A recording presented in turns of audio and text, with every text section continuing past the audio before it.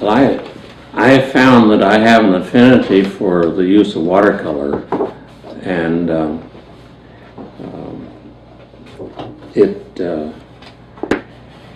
I've worked with it enough that I know the idiosyncrasies of it and how you can handle it to get results that you want, and with very, very few examples.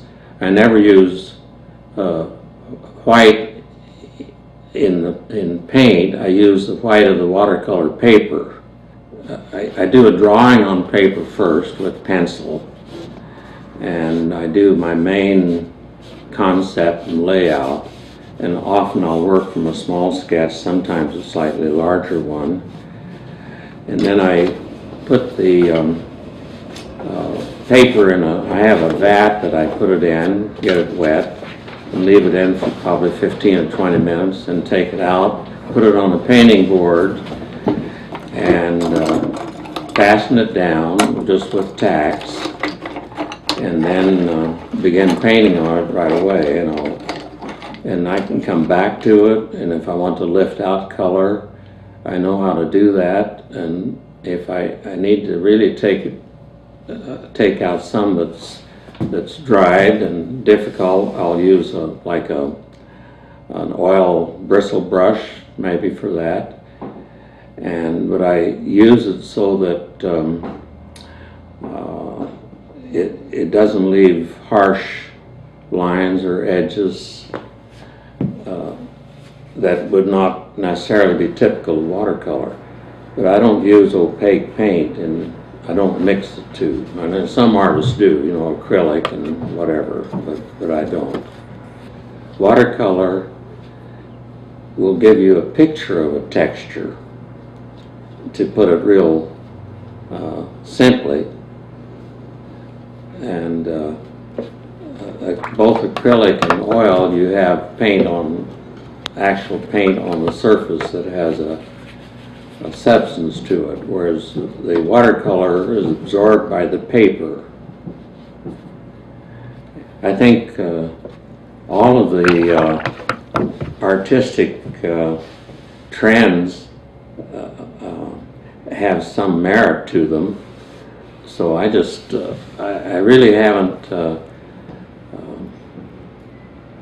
copied or been influenced directly by any of them.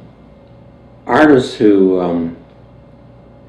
are supposedly famous and or whose work is expensive, that kind of thing. This has happened partly because certain institutions or individuals perhaps have collected their work, so other people think that must be pretty good.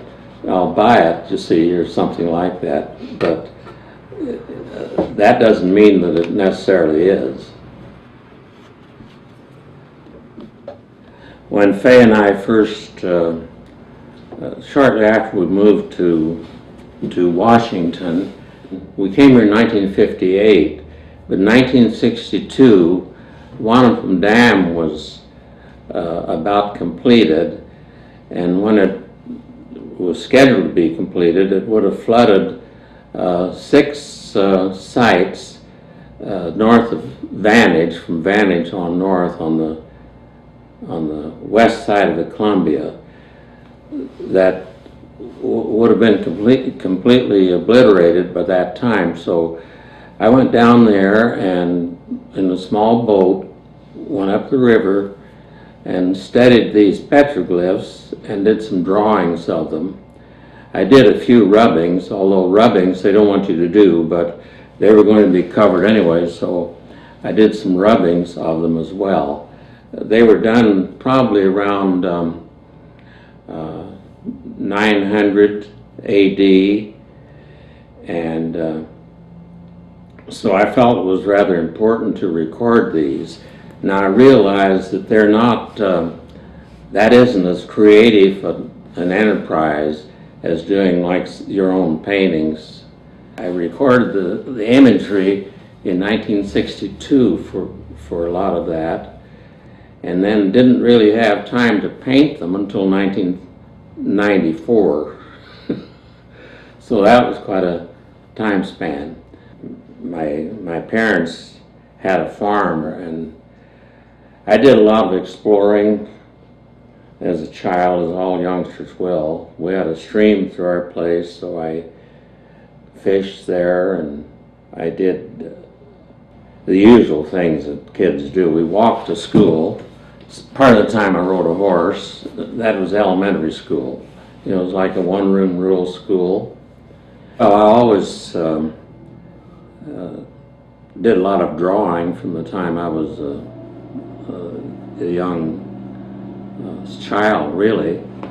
Although we didn't have art in the schools I attended, that probably influenced me some to continue to work in art.